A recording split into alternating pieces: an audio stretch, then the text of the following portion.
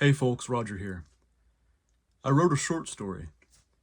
I've told you before in the past I perhaps didn't enjoy fiction as much as I should, but I've since learned I was wrong. Good fiction, I think, is something that people need. We need stories to help us make sense of things, and I think good fiction oftentimes has something to say. The good folks at an unexpected journal were kind enough to publish my short story alongside so many other good pieces. You can also visit their website free of charge. I have the printed copy here, and you can read it there. I do have some revisions, so I'll read from a revised manuscript. Be warned, it is a bit macabre, a bit dark. Enjoy. Death and the Night. Death sheathed his sword. Its worn grip formed perfectly to his hand. Rainwater washed pools of dark blood and broken teeth across the stony ground, while crows picked flesh from fresh corpses. He looked with a distanced pity at the thousands of contorted faces lying at his feet. Everyone unique, everyone the same. His eyes found the body of a boy hardly in his teens. That one woke up this morning dreaming of glory, he thought. Beside him was a bear-sized man dressed in glimmering armor. That one thought he was strong enough. Death shook his head and gestured at a shadow beside him. They're all the same, in the end. The shadow bowed reverently low. After all these centuries, after all these people, Death said, his eyes now drifting into distant memories. After all the warriors, the kings and priests, the sons of gods, the mothers and wise women, I'd hoped someone would be a worthy challenger. Someone should have stood against me. But there's no one. The young think I'm far away and don't see me coming. The old sense me for a moment and tremble. The rich ones talk. Even the strong ones fall quickly. Even Ajax and Hector. No one. His sunken eyes looked sad now, and even perhaps bitter. The shadow said nothing. This world is conquered. I've won. And I'm weary. There is nothing else to do but the never-ending cruel work. The corpses began to quiver, but the crows pulling at them didn't seem to notice. They're coming, Death said. Take them. The shadow nodded and moved like smoke over the carrion mounds. Smoky, glowing green figures emerged from the field as spirits awoke to see their bodies lying broken on the ground. Wails and screams echoed off the rocks, but the crows couldn't hear them. What's happened? A spirit said. Is that me? I look so, oh my. No! Shadows outnumbering the crows blackened the ground, snatching the screaming, terrified spirits of fallen men, binding them in black chains. It took no time at all. Death himself led the forced march of distraught souls, single file, back to his keep. Cries stifled as the marching men came to terms with their chains. The spirit of a young man begged the shadows to let him return to the world to tell his mother he was sorry. He needed her forgiveness for what he said, for what he didn't say. He wanted her to know that he forgave her too. He thought he had more time. He promised the shadows he would return if only they'd give him a day or two. The shadows said nothing. They passed through black gates into Death's dark, cavernous keep. The shadows cast the spirits into cold dungeon chambers. Death sat heavily down on his black rock throne above them, staring into an abyss as screams rose from the caverns below. Night after night, day after day, Death arose from his throne and returned to the fields of the world. He slew and slew. He took and took. He filled his dungeons. The shadows built more, and he filled them too. He sat again on his throne each night, listening to an ever-growing chorus of screams and wails. I'm as damned as they are. He looked down, wishing, somehow, it would end. One day a demon came before Death's throne. Lord Death, it said, What do you want? There are rumors. Death stared unamused at the creature. It is said someone will one day come who seeks to break your power over this realm and end your reign. There have always been those who try to end my reign, and they are all in my dungeons. Yes, Lord Death, of course, yet I was told to warn you. And so you have. Go. When the creature had left, Death arose from his throne and returned to the fields of the world. He slew and took. He looked for someone who would stand against him, but no one did. He sighed on the long march back to his keep, tens and thousands of distraught souls behind him. So much for my reign ending, he thought sarcastically. Day after day, week after week, year after year, century after century for countless ages, death reigned. And for all that time, he hoped in silence that someone would come and end it all. But after 1,000,000 nights more and untold multitudes of spirits, he stopped looking for the one who would come. Death resigned himself to his task. Centuries more passed. And one day, like any other day, Death returned to the fields of the world. He slew and took.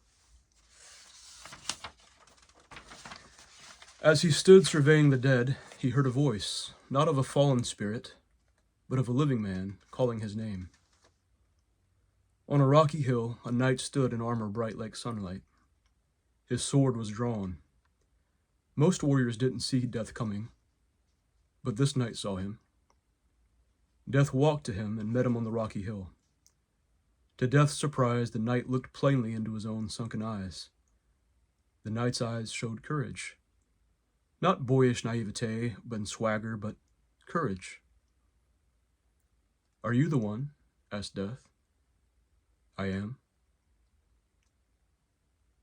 You don't look the way I imagined. I've seen stronger. They died. Death drew his sword, hoping the knight would do something unexpected. But he didn't.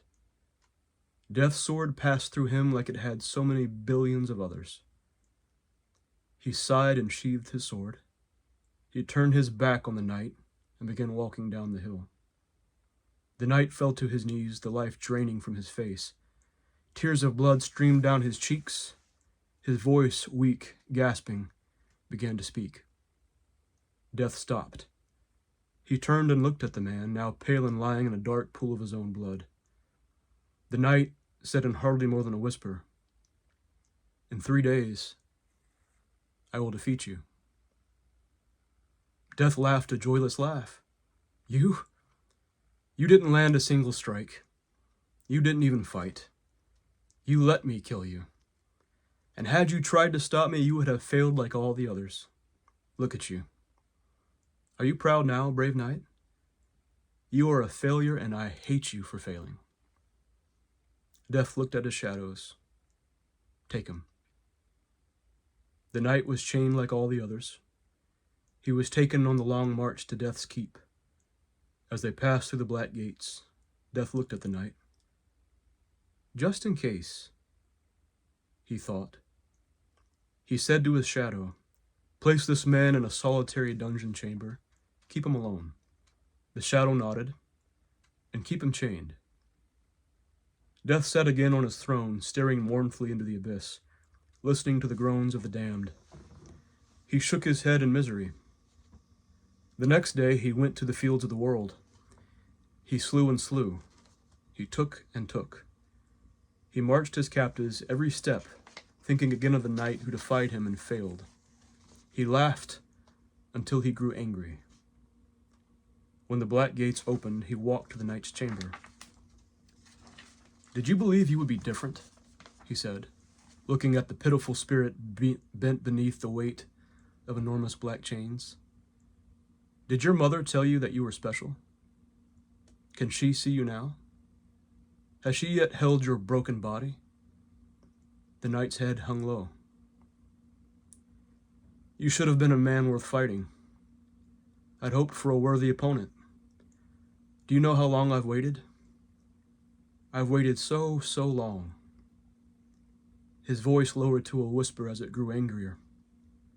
Would you like to know something? I wanted you to win. But you, Achilles was a worthier man than you. You disgust me. No, it's worse than that. You disappoint me. The knight said nothing.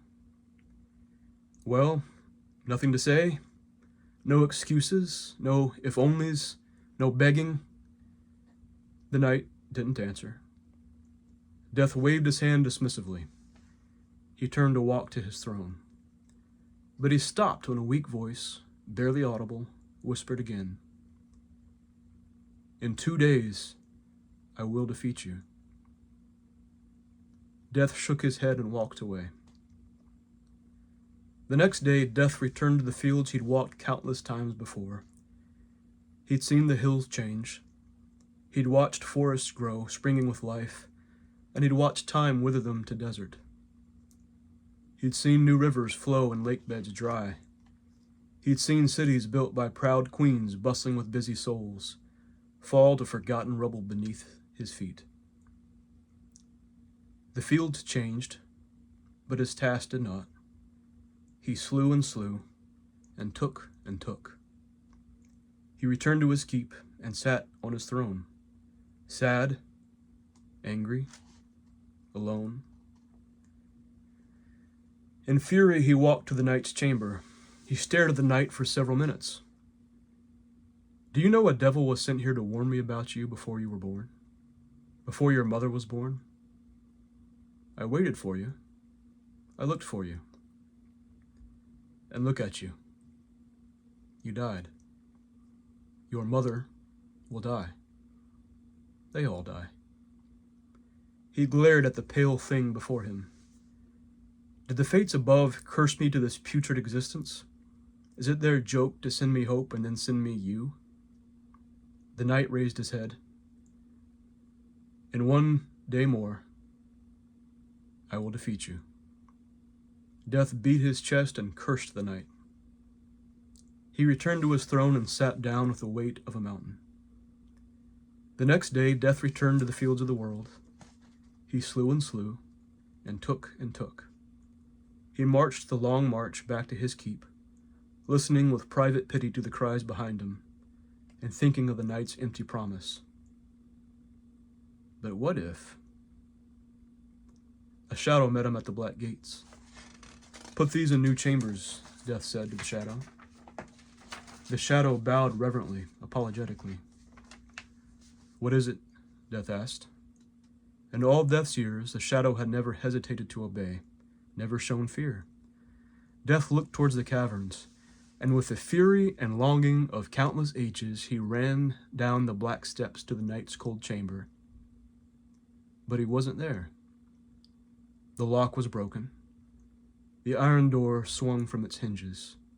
The black chains were crushed on the floor. Death ran out into the caverns. His prisoners were gone. The doors had all been opened. Millions of chambers sat empty. It can't be. He searched for miles before he found a chamber that had any prisoners at all, left by their own choice. Death walked through his empty halls toward his throne, the knight's words echoing in his mind. But his throne had been cracked from top to bottom, a single parchment placed on its crumbling rock. Death stared at the words written in red. I have defeated you. Your power is broken. You shall reign no more. Signed, Life. Death's mind flooded with the face of every spirit he'd ever imprisoned, now gone. He remembered all the long, groaning years of his reign. But something pulled his mind from his memories. Death looked up, astonished at the new thing he heard. Silence. There were no screams, no wails, no chorus of the damned. Death sat on his broken throne, looked into the abyss, and smiled.